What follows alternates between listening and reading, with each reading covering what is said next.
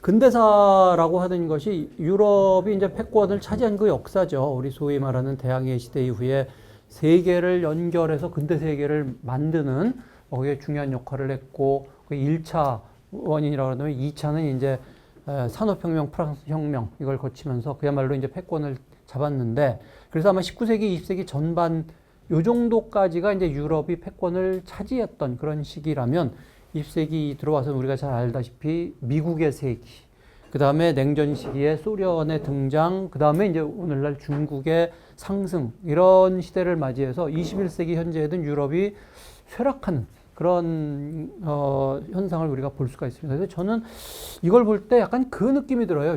로마 제국, 로마 제국이라고 하는 거 어마어마한 그런 성취를 이룬 다음에 이제 무너지죠. 그러면 그건 다 어디 갔을까? 그 로마 제국의 후계 애들이 로마 문명의 그런 것을 나누어 가지고 이제 발전시키는 거죠. 그래서 근대 유럽이 이렇게 성취해낸 것을 유럽 자체는 이제 몰락하지만 뭐 미국이나 오늘날의 중국도 사실은 그 뭐 아까 이육 선생님은 전통적인 어떤 그런 것을 가지고 그런 문명과 근대 국가가 결합해서 이렇게 물론 그렇지만 그때 이제 근대 국가라고 하는 그런 요소는 유럽 서구 문명에서 배워온 것들 많이 있잖아요. 그래서 이 로마 제국의 몰락과 좀 장기적으로 보면 비슷한 측면이 있지 않을까? 잠깐 그런 생각을 해봤어요. 유럽 경제가 완전히 쇠락한 건 아닙니다. 이게 뭐 수치는 어떤 기준으로 어떻게 잡느냐에 따라 뭐 많이 다르더라고요. 근데 전반적으로 보면 세계 GDP 한 17%, 중국과 엇비슷해요. 현재는 4억 4천 명의 소비자, 2,300만 개의 회사를 가진 단일 시장. 근데 제일 큰 강점은 역시 중국이나 미국에 비해서 불평등성이 상당히 낮습니다. 세계에서 가장 불평등성이 낮은 지역, 뭐 법의 지배라든지 거버넌스, 건강, 교육, 환경 뭐 이런 면에서 강점을 가지고 있죠. 그래서 잘 살고 지금까지 잘 살아왔고 탄탄하고 건전한 그런 사회 경제 이런 측면을 가지고 있는데 문제는 이걸 유지하려면은 암만 해도 경제가 지속 성장을 해야 되는데 여기서 이제 문제가 있습니다. 그래서 실제로는 지속 성장을 하는 게 아니라 지난 20년간 미국 경제에 비해 저속 성장을 했습니다. 그리고 이제 중국 경제가 급속히 추격을 해 왔고요. EU와 미국 간 GDP 차이가 21세기 초반 2002년 뭐 이런 기준으로 잡으면 미국과 유럽 경제가 거의 비슷하게 출발을 했다가 지금 이제 뭐 미국에 비해서 훨씬 더 떨어집니다. 연평균 성장률로 중국이 8.3% 이렇게 성장하고 미국이 2%, 미국까지 큰 경제가 2% 성장하는 거 큰 거죠. 그런 상황에서 유럽은 1.4% 뭐 이러고 있어요. 이 상태로 가면 현재 유럽이 누리고 있는 그 사회 모델, 복지 시스템 이게 과연 유지되겠느냐 뭐 이게 이제 그들의 문제 의식이에요. 유럽의 존재가 위협받고 있다. 뭐 이런 식으로 자기네들은 우려를 하고 있습니다. 언제부터 이렇게 유럽이 상대적으로 쇠락했을까? 미국에 비해서 저렇게 급격하게 뭐 차이가 벌어진 게 언제일까? 이전부터 약간씩 조짐이 보였지만 대략 2008년 그 금융위기, 부채위기 여기가 중요한 전환점인 것 같아요. 미국은 이때 이제 IT 혁명 뭐 이런 거를 거치면서 굉장히 크게 경제가 성장을 했는데 그때 유럽은 위기 탈출에 올인하고 굉장히 수동적인 그런 자세를 취했던 거죠. 이후에 미국 경제가 독주를 하고 있다고 좀 뭐 봐도 좋겠죠. 중국 경제가 이렇게 별로 좋지를 않기 때문에 조금 다른 수치 자료를 가지고 온다면 2008년 유로존 총 생산이 14조 8,900억, 미국이 14조 7천 뭐 이래서 거의 똑같아요. 똑같았는데 2023년 보면은 유로존 경제가 15조 5,400, 미국이 27조. 그래서 미국과 거의 동등했다가 15년 만에 거의 절반으로 떨어지는 이 정도로 차이가 벌어지고 있습니다. 그래서 실제로 뭐 아직 잘 산다고 그랬지만 부분적으로는 뭔가 이 유럽 경제가 굉장히 힘드네 하는 그런 현상들을 많이 볼 수가 있어요. 독일이 1인당 육류 소비가 저거 다이어트 하느라 그런 게 아니라 돈이 없어서 못 사 먹는 거래요.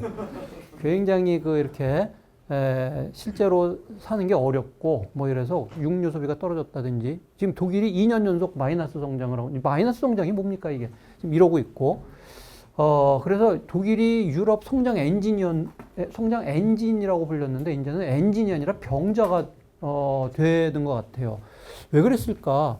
그 여태까지 독일이 잘 나갔던 게 저게 정말 뭐 혁신을 하고 이래서 잘 나갔던 게 아니라 중국 시장에 굉장히 의존했고 러시아의 싼 에너지 들여왔고 그러면서 이제 주력 산업 경쟁력 요거 혁신을 하질 않은 거죠. 자동차 벤츠니 뭐 이런 거 뭐 아직은 나쁘진 않지만 전기 자동차 뭐 이런 거 보면은 남들 지금 그런 거 개발해 가지고 막 앞서가고 있는데 여전히 저거 붙들고 있고 저거를 놓을 수가 없어요. 저기 그 많은 노동자들이 저기 집중해 있기 때문에 저걸 버리는 순간 정치적으로 굉장히 타격을 받기 때문에 저걸 지켜야 돼요. 뭐 이런 상황에 처해 있습니다. 영국이 놀라운 이야기인데 아동의 3분의 1이 빈곤선 이하에 있다. 유니세프가 보통 후진국 도와줬는데 이제 영국의 그 굶는 아이들을 위해서 도와주고 있고 브렉시트 이후에 인플레이션이 10%, 뭐 임금은 안 올라가는데 물가가 10%씩 올라간다. 그러면 힘들어지는 거죠. 프랑스 와인, 스페인 올리브유, 이탈리아 파스타 이런 거 먹기 힘들다. 뭐 이런 이야기도 하고 있고요.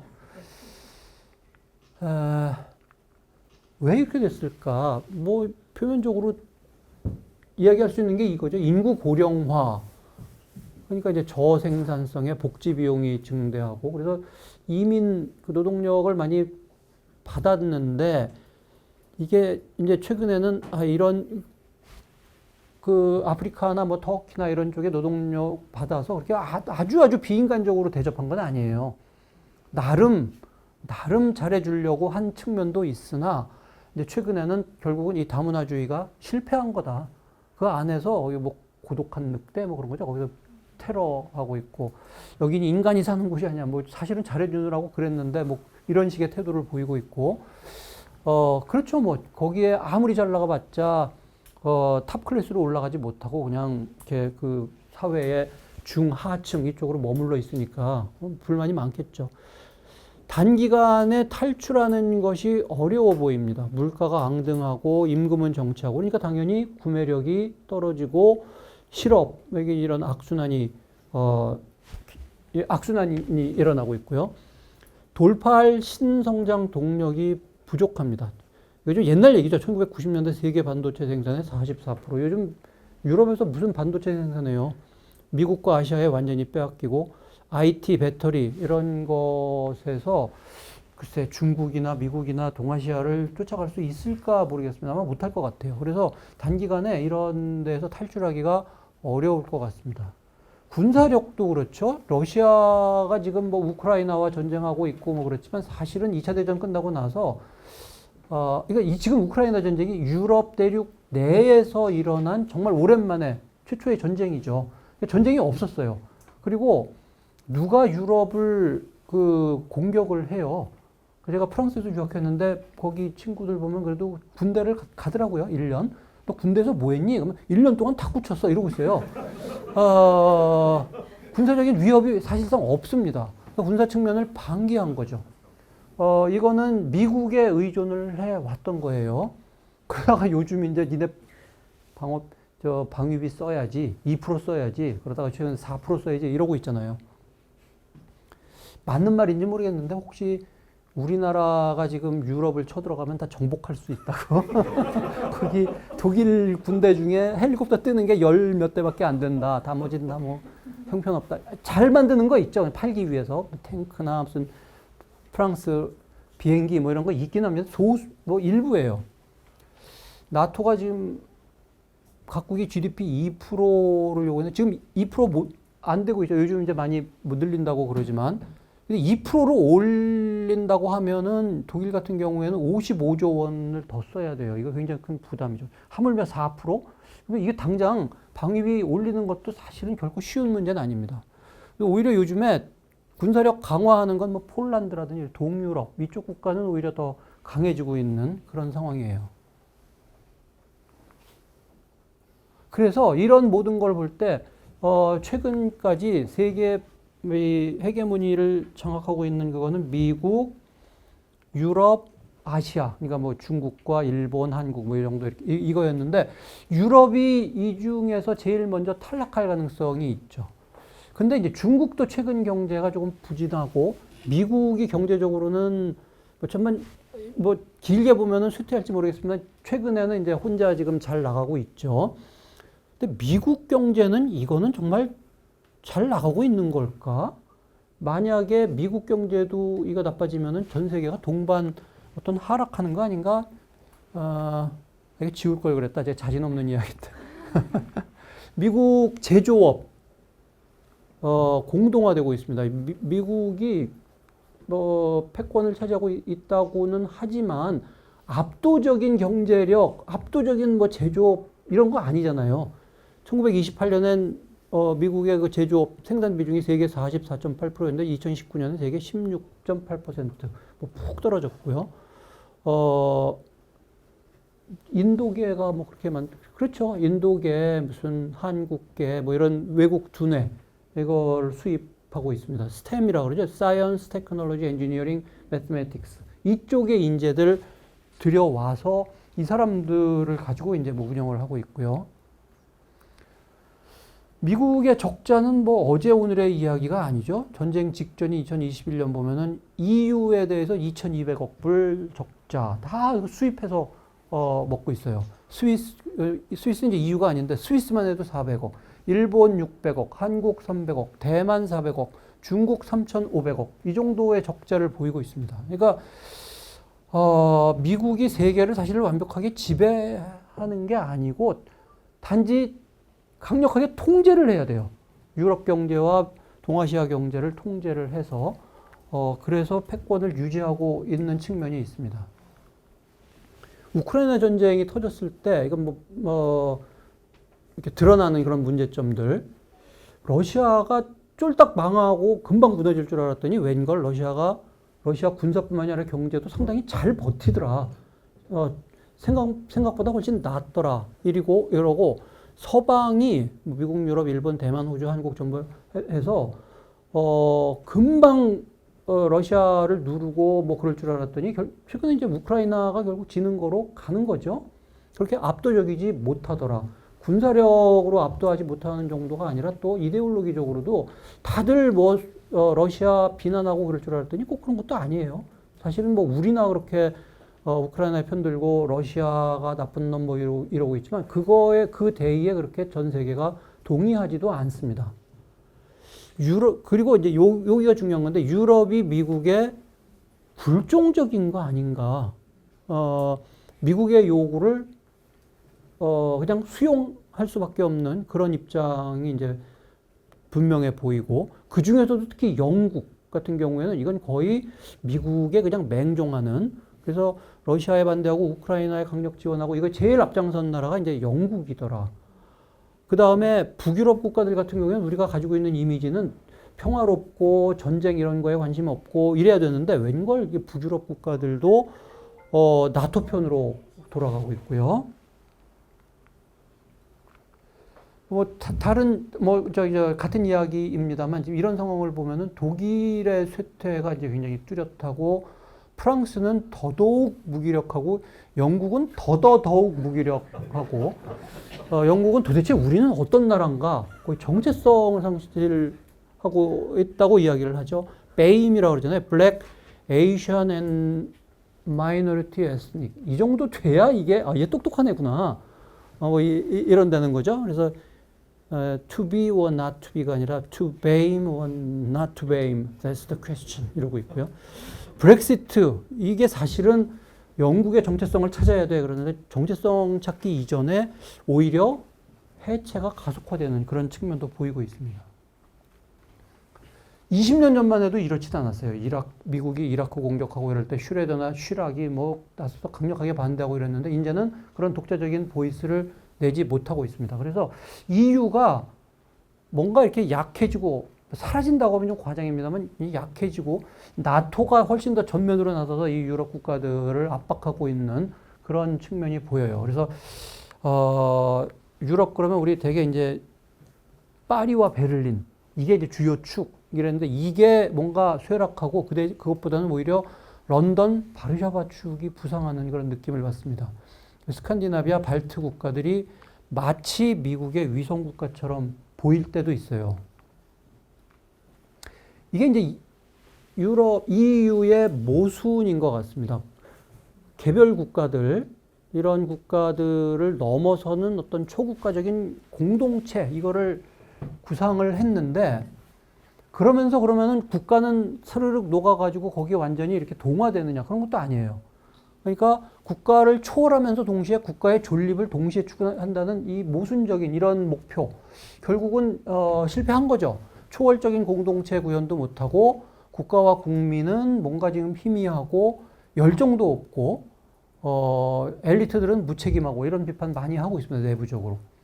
이게 공동체냐 독일이 1위, 프랑스가 2위 하는 식으로 이게 개서제가 이제 뭐 만들어졌고 이러다 보니까 국내적으로도 뭐 유럽 전체적으로도 강력한 나라, 잘 사는 나라, 못 사는 나라 이 개서제가 만들어지고 국내적으로도 양극화가 가면 갈수록 더 심해지는 방향으로 가고 있습니다. 이런 문제에 맞서서 이제 극우 정당들이 나오고 있죠. 독일도 그렇고 이탈리아도 그렇고.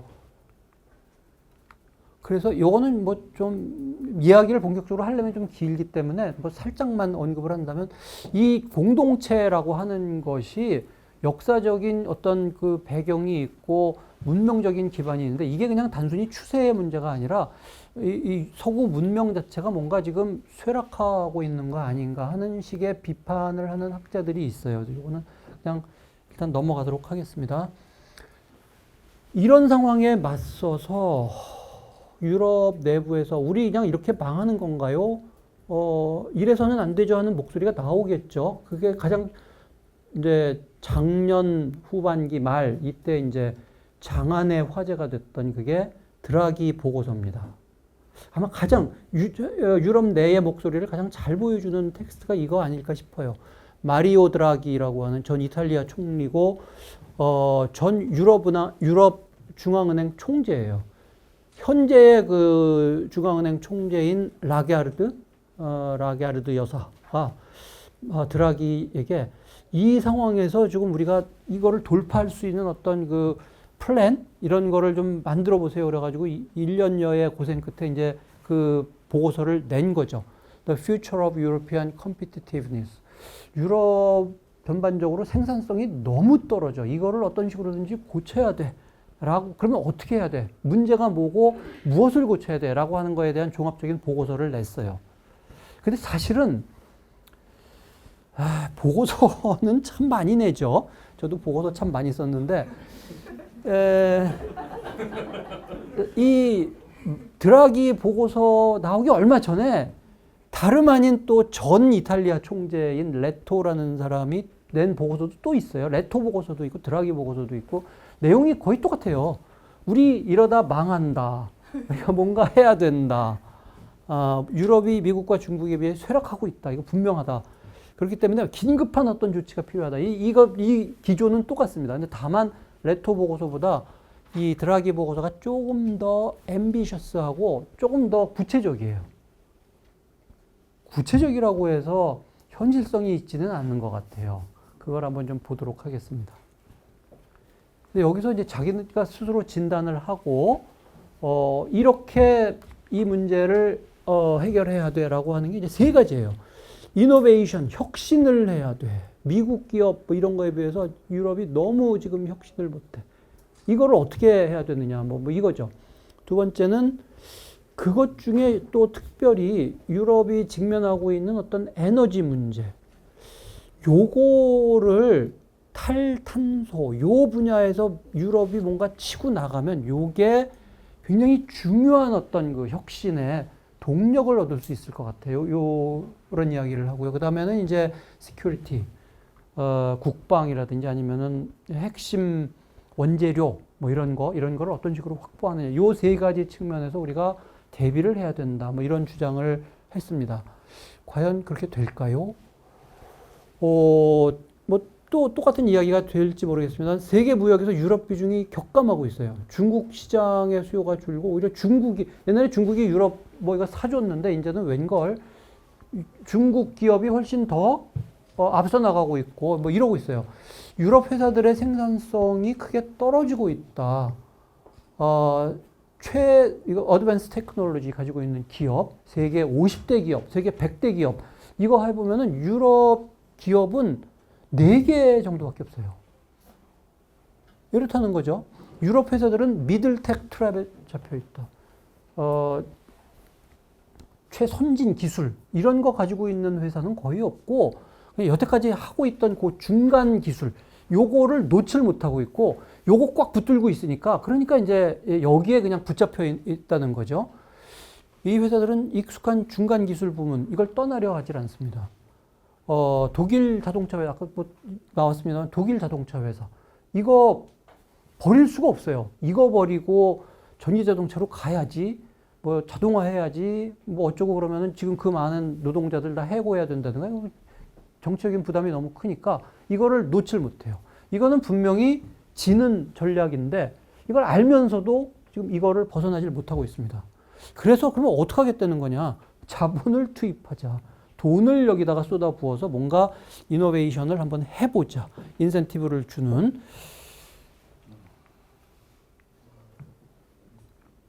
조금 이따 이제 구체적으로 어떻게 하자는 건데는 조금 이따 나옵니다. 이제 두 번째 거 먼저 좀 보도록 할게요. 탈탄소. EU 회사들은 미국에 비해 전기 가격, 가스 가격이 훨씬 비싸더라. 그러니까 에너지 문제. 이게 그러니까 러시아에서 싼 에너지를 수입하고 그거를 쓰고 있었는데 이거 막히고 그러니까 이제 여실히 드러나는 거죠. 이래 가지고는 안 되는 거구나. 뭔가 새로운 돌파구가 필요한데 그게 탈탄소가 기회가 될 것이다. 요거를 잘 통제하면 생산성 제고의 동력이 될 것이다. 이거 될까요? 여기서 앞서 나가고 있는 게 중국이에요. 무슨 터빈 만들고 뭐하고 이거 다 중국에 뒤지고 있는데 여기에 돈 쏟아부어서 여기에서 돌파구를 찾자. 이게 과연 될까? 이런 문제가 제기되고 있습니다. 그러니까 이제 드라기는 유럽 전체가 다 조화롭게 뭔가 이게 공동의 정책을 하고 공동으로 돈 모아서 여기 쏟아 부어가지고 이거를 돌파를 하자는 건데 이 방향이 맞느냐 하는 기본적인 문제가 제기되고 있습니다. 안보 문제, 유럽 방위 산업을 이렇게 들여다보니까 이게 다 뭐 이렇게 프래그먼테이션, 이렇게 무슨 공동의 어떤 그런 큰 전략에 맞춰가지고 탱크는 어디서 만들고 비행기는 어떻게 하고 이런 것들이 아니라 각자 그러고 있는데 그게 다 지지부진하고 그래서 뭔가 이게 발전하려면은 종합적인 어떤 그래서 스케일을 좀 크게 하고 이래야 되는데 이걸 하지 못하고 있고 지지부진 근데 당장 급하고 이러니까 유럽 바깥에서 자꾸 사온다는 거죠. 한국에서도 사오려고 그러고 뭐 미국에서 사오고 그러니까 이런 식으로 하지 말고 방위산업 수요 같은 거를 다 이렇게 모으고 거기에 대한 유럽 전체의 조화로운 어떤 방위산업 육성 정책 이런 거를 통해서 그걸 키운 다음에 유럽 제품을 유럽에서 생산해서 유럽 제품을 써야 된다. 뭐 이런 그 방향이에요. 자, 이제 방향은 이렇다. 그거 어떻게 할 건데? 요 다음이 저는 좀 문제라고 봐요. 개혁을 통해서 휴지 인베스트먼트로 어떻게 부스트를 한번 좀 이렇게 놔주자라고 하는 건데 돈이 필요하잖아요. 자금 자기가 계산해 보니까 매년 저게 빌리언에 800이니까 8천억 유로. 8천억 매년 8천억 유로를 조달하자. 어떻게? 공동의 기금을 조성해서 다시 말해서 빚을 내서 EU 전체 GDP의 5%를 이런 식으로 조달을 해서 이것으로 아까 말씀드린 그 세 가지 방향에 거기에 이제 돈을 집어넣어서 뭔가 돌파구를 찾자. 누가 내요? 왜 내요? 제가요? 왜요? 지금요? 싫어요. 뭐 이거죠. 이런 거 말하자면 정치적으로 풀어야 되는데 이게 정치적으로 풀릴까요? 가만히 생각해 보면 중국 방식 막 비판했잖아요. 국가주의다 저러니까. 근데 오히려 중국 국가주의가 이거 성공하는 거 아니야? 성공한 거 하는 거 같은데 지금 이러고 있잖아요. 기껏 비판을 해놓고 사실은 똑같아요. 중국 방식. 돈 모아서 자기네들이 판단할 때 여기다라고 하는데 집중적으로 돈 집어넣자라고 하는 건데 국가주의적으로 자본 조달과 투자. 근데 사실 가만히 생각해 보면 자본이 물론 부족했죠. 근데 자본이 부족했기 때문에 이노베이션이 안 일어났다. 이노베이션에 그런 걸 할 수 있는 기업이 많았다면 어떤 식으로든지 자본 조달을 했겠죠. 그러니까 인과관계가 반대예요. 우리가 돈을 모아서 투자를 하면 이노베이션이 일어나? 이게 아니라 이노베이션 할 기업들이 있어야 그거에 대한 자본 수요가 생기고 그러면 그때 가서 무슨 뭐 돈을 모아서 어떻게 하든지 이럴 텐데 그게 없는데 돈 모아서 붓는다고 과연 이노베이션이 일어날까? 공격적으로 성장하고 혁신하려는 기업이 적어요. 미국은 자동차 제약 산업에서 이제 테크 기업으로 중심 이동을 했는데 또 독일이네. 독일은 여전히 자동차 산업 중심이고 그런데 중국 자동차 산업 보세요. 같은 자동차 산업이라도 중국은 훨씬 더 혁신적입니다. 중국이 노동력이 좀 많아요? 그러면은 싼 인력 쓰지라고 하는 게 전통적인 중국 문명의 방식이라고 흔히 이야기를 했는데 웬걸 이제는 노동비용이 훨씬 적은데도 최신 로봇 같은 거 사용하고 이게 중국 방식입니다. 오히려 유럽이 그걸 또 따라가지 못하고 있어요. 8천억 유로 걷자 그러는데 계획도 불분명해요. 절반 정도는 아까 말했던 에너지 에너지 트랜지션, 나머지 디지털, 방위산업, 이런 데 하자고 그러고, 나머지는, 아직 꼭 잡고 있어야 되는 로우테크 산업, 이런 거 보호해야 되고, 이렇게 잘 보면 이 보고서가 이야기하고 있는 게 기존 산업, 중국이나 미국과 경쟁해서 뭔가 이게 약간 힘들어하는 그쪽을 보호하는 이 성격이 굉장히 강합니다. 그래서 뉴 하이텍 섹터, 여기에 대한 투자가 아니라 중국과 경쟁하는 부분에 대한 투자, 결국은 그렇게 읽혀요. 이거는 현상 유지이고 쇠락하는 게 빤히 보이는 그 방향으로 가고 있는 거다. 설사 이게 그 정도 돈을 모으고 어쩌고 한다고 하더라도 별로 좋은 방향이 아닌 것 같다라고 비판을 하고 있습니다. 이렇게 되면 장기적으로도 계속 미국과 중국발 혁신에 의존할 가능성이 높아 보입니다. 그린 이코노미, 특히 여기를 그렇게 강조하고 있는데, 솔라 패널, 무슨 풍력 터빈, 배터리, 이거 중국이 훨씬 강해요, 지금. 여기에 돈 몇천억 유로 집어넣어가지고 여기에서 이노베이션을 하자. 이런 분야는 키울 게 아니라 차라리 버려야 된다. 딴 데서 찾아야 된다라고 지금, 이 보고서를 비판하는 쪽에서는 이런 이야기를 하고 있습니다. 사실 이게 방향이 조금 틀리다, 맞다, 이런 거 이전에 이런 식의 어떤 아이디어, 유럽 전체가 협력하고, 이런 더 큰 공동체를 만들고 여기서 공동으로 대응하자. 이게 성공을 했었던 거죠. 1992년 프로젝트. 그러니까, 그 석유 위기 이후에 힘들어하고 이럴 때 국가가 유럽 내부에서도 지네끼리 경쟁하고 이러다 다 망한다. 그래서 우리가 공동으로 더 큰 어떤 방안을 찾아보자라고 해서 일단 한번 성공을 한 거죠. EU 만들고 그랬는데 유로화 만들고 이거 한번 더 하자는 건데 그때와 지금 같은가? 지금 훨씬 더 그거 하기가 어려울 것 같습니다. 정치 권력과 연계가 돼 있어서 지금은 이제 극우 정당, 그래서 우리 거 내놓고 공동으로 유럽 뭘 만들어 이런 거 지금 쉽지 않습니다. 통합적 대응을 가능케 할 정치적 능력이 의문시되고 있어요. EU 만들고 유로 만들고 이게 원래 미국의 세계 질서에 대항하는 기획이었고 유럽의 독자성을 강화하는 이게 목적이었는데 사실은 이 기획도 잘 돌아가려면 미국의 서포트가 있었기 때문에 가능했다거든요. 요즘에 이게 역설적이죠. 독자성을 강화하는 그 기획 자체가 미국의 서포트가 있어야 이게 가능했다. 현실적으로는 미국의 지원 없이 홀로 존립이 힘드냐. 미국이 계속 지금 압박가하고 뭐 해라 어쩌라 그러는데 관도 나 혼자 독립할래라고 할 수 있는 역량이 없어요. 계속 압박을 받으면서도 거기에 쫓아갈 수밖에 없는 입장인 것 같습니다. 그래서 유럽이 지금 보면 워라밸, 사회보장, 평등, 삶의 만족도 이거 다 높아요. 근데 어떻게 보면 이런 강점이 있기 때문에 절박함이 없어요. 그래서 바뀌어야지 그러는데 뭐 프랑스나 이런 데 가서 뭐 친구들 만나면 아, 프랑스 이러다 방해 그러면서 잘 놀아요. 잘 먹고 잘 삽니다.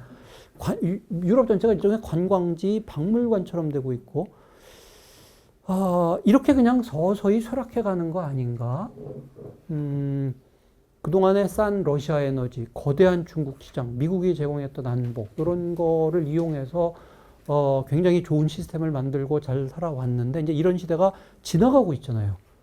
그러면 뭔가 또 다른 무엇인가를 만들어내야 되는데, 그럴 역량도 없고, 어떻게 보면 그럴 의지도 없고, 아직은 그냥 괜찮고 잘 살고, 그래서 유럽은 이대로라면 쇠락의 길을 가지 않을까. 제가 너무 건방진 예언을 하고 있는 건가요? 미안해 유럽, 니네들은 좀 안 될 것 같아. 이렇게 이야기할 수밖에 없어요. 더욱 거세지는 미국의 압력과 중국의 도전. 근데 오히려 그런 가운데 미국의 도움이 오히려 더 절실해 보이고 여기에 그냥 매달릴 수밖에 없어요. 미국을 이렇게 쳐내고 우리가 알아서 할게요. 그동안 도와주셔서 고마워요. 이런 거 할 수가 없습니다. 그래서 장기적으로는 패권쟁탈 이 측면에서는 몰락하지 않을까? 몰락이라는 용어가 너무 강한가요? 서서히 하향하지 않을까? 이러면 좀 낫나요? 그렇지 않을까? 그렇게 생각을 하고 있습니다. 감사합니다. 예.